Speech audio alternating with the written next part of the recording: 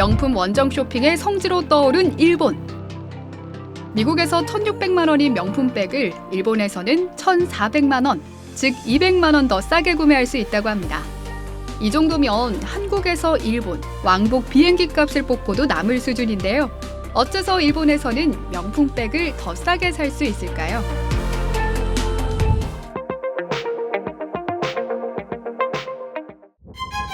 일본으로 향하는 전 세계 명품족. 엔화 가치가 떨어지다 보니 상대적으로 싼 명품을 구매하기 위해 일본 쇼핑 정보를 공유하는 누리꾼들이 최근 급격히 늘었습니다.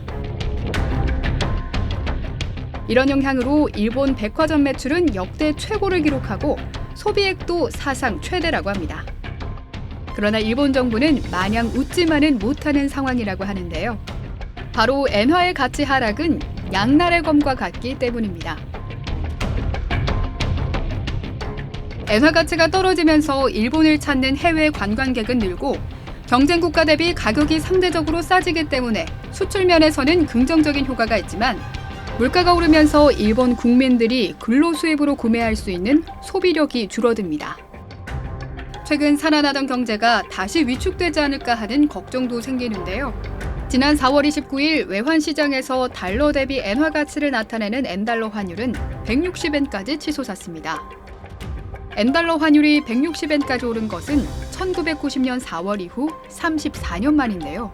이러한 엔저 현상의 원인은 바로 제로금리를 고수하고 있는 일본의 상황 때문입니다. 비즈니스, 경제 측면에서 본다면 현재 엔화는 일본 경제, 수출 경제에는 다소 도움이 될 것으로 보입니다. 다만 일본 경제의 투자에 대해서 악영향을 끼친다. 마지막으로 한국과의 비즈니스에서 이렇게 생각을 해보면 우리나라 물건을 안 사고 일본 물건을 경쟁 관계에서는 살 수 있는 그러한 악영향을 끼칠 수도 있는 것이죠. 한국의 입장에서 슈퍼엔저가 장기화되면 자동차나 철강 등 일본과 경합 중인 국내 수출 기업에도 피해가 발생할 수 있는데요. 국내 기업들의 가격 경쟁력이 떨어져 수출에 불리하기 때문입니다.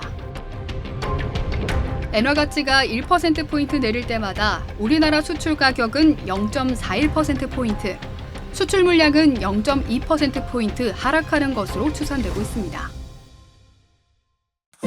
세계에서 가장 지루한 통화로 불렸던 엔화가 이제는 가장 투기적인 통화가 됐는데요. 시장에선 엔화 급락이 단기 현상에 그치지 않을 거라는 분석이 나오는 가운데 세계 5대 기축통화로 쓰일지도 위협받고 있습니다. 엔화의 상황은 좋지가 않아요. 일본 엔화의 전망은 사실상은 아이러니컬하게도 일본은행 BOJ에 달려있지 않고 미국의 중앙은행인 연준에 달려 있습니다. 왜냐하면 일본은행이 금리 인상을 할 수 있는 여력이 없습니다. 그런데 미국의 중앙은행인 연준은 금리 인하를 할 수 있는 여력이 많겠죠. 그래서 연준, 미국의 페드가 금리 인하를 하는 시점이 바로 일본 엔화가 다시 강세로 전환할 수 있는 이러한 계기로 볼 수가 있는 상황이죠.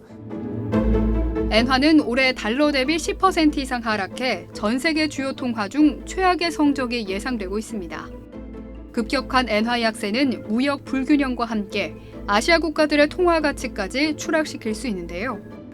기록적 엔저, 과연 언제까지 이어질까요?